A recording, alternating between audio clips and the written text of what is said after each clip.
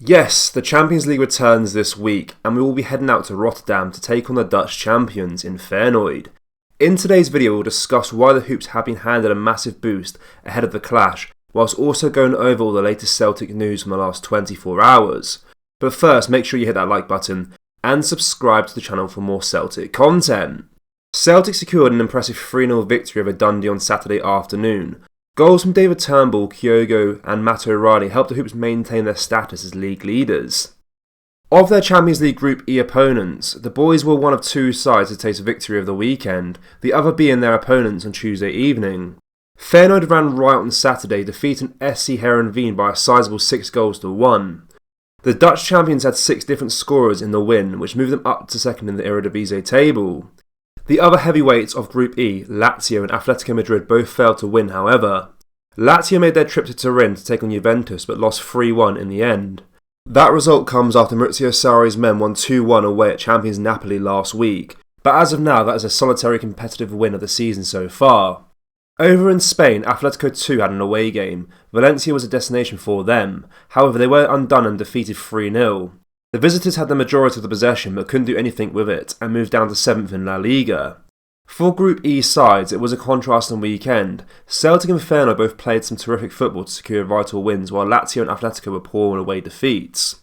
Something will give on Tuesday though for both sets of teams when they face off against each other.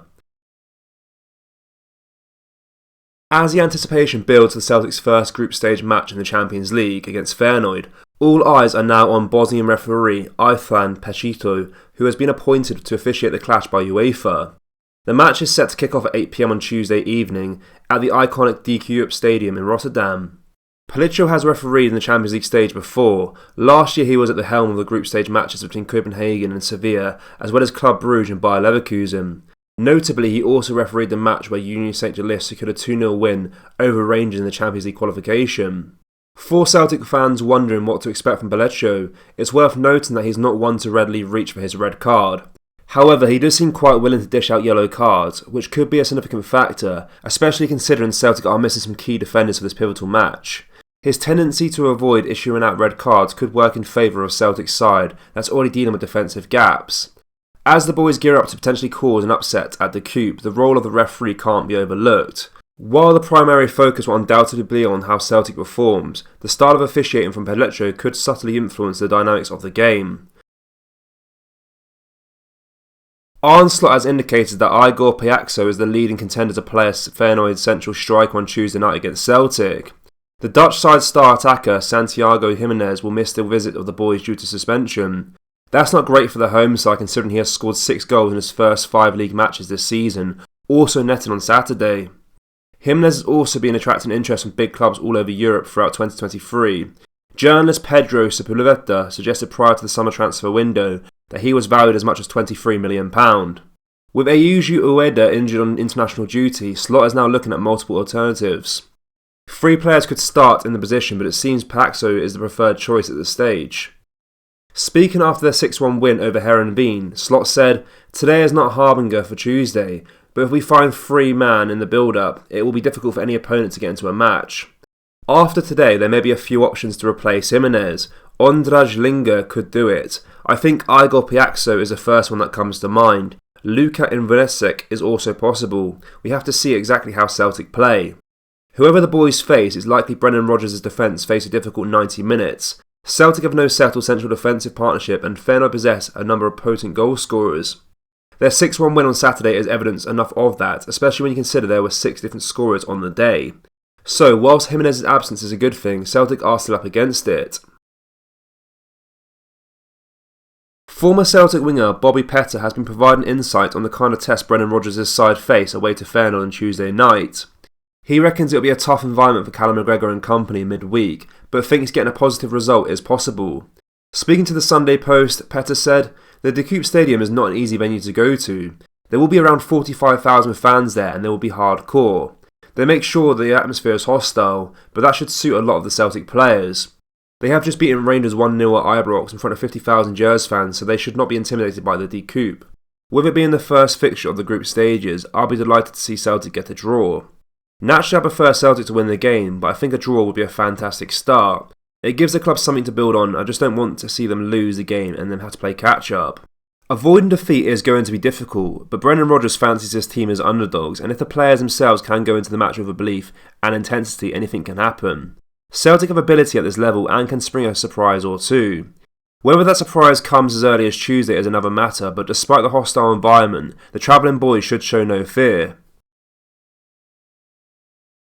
Celtic striker Kyogo has eased concerns surrounding the shoulder injury that bothered him during the side's recent match against Dundee. Kyogo had to leave the field of play for treatment in the first half and have his shoulder pop back into place. Despite this scare, Kyogo's resilience was on full display as he not only returned to the field but also played a pivotal role in the match. He showcased his talent by scoring with a perfectly executed header, then set one up for Matt O'Reilly to hit home. The shoulder issue has been a recurring one for Kyogo, causing some anxiety amongst Celtic fans and management. However, after the recent incident, medics were swift in addressing the issue, which is somewhat encouraging going forward. In a statement that will surely boost the spirits of the Celtic community, Kyogo has confirmed that he is fully fit and eagerly anticipating the upcoming Champions League fixture against Feyenoord. The forward confidently addressed the concerns by saying, "There is no problem, not at all, nothing to worry about." This update is certainly timely given the significance of the Champions League match. Celtic supporters will be hopeful that their star striker can continue his impressive form and play a decisive role in the club's European campaign.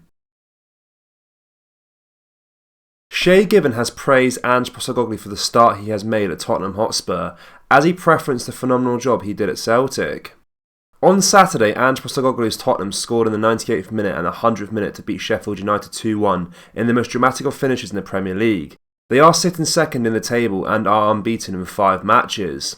Former Republic of Ireland international and the boys' trainee, Shay Given was sure to mention how the treble-winning coach at Celtic had a "we never stop" attitude in Glasgow and how he is now transferring that to Spurs, as he told the Sky Sports Premier League. That was what Celtic fans loved about Postecoglou, the feeling and notion that they could win every game, and that in fine style. The titles on the domestic scene are there for all to see. You could even see it in the Champions League. The first half performances were there. At home to Real Madrid is an example, but the ruthless nature and luck just wasn't on the team's side. It was also a case of Postecoglou just needing another run in Europe with his dominant Celtic squad he had built to see if they had learnt their lessons, but of course the Premier League came calling and he headed for the exit door. "I've followed Ange Postecoglou a lot at Celtic actually, and the job he did there was phenomenal," said Given. "And he had a motto, 'we never stop.' That was the motto day in and day out with the players. When you get the goals and the goals are so late against Sheffield United, I don't think he has surprised me. I think it's quite refreshing. He has just joined Spurs and wants to prove to everyone that he really is a top manager. Don't forget Harry Kane has gone, the main man. He scored 40% of the goals last season. To lose someone of that stature and then actually churn out results like that, I think it is refreshing, even for the Premier League to see how well he has done." Many Celts would have been gutted to see Postecoglou leave, but not a single one will be surprised by the start he has made. One of the most impressive parts of the Australian is his man management skills and his ability to bring a fan base together. He faced that very same issue when he replaced Neil Lennon, before transforming it into next to no time, and the same is now happening at the previously broken Spurs. Celtic fans, what are your thoughts on the game against Feyenoord, and what do you think the score will be? Let me know down in the comment section below. That brings us to the end of today's video, guys. Make sure you drop a like on this video and subscribe to the channel for more Celtic content. Remember, we have released our brand new Celtic t-shirts with our Brendan Rodgers Pope t-shirt and our Celtic Ultra t-shirts too. You can find them at celticapparel.com or just go down to the link in the description. Thank you, take care, bye bye.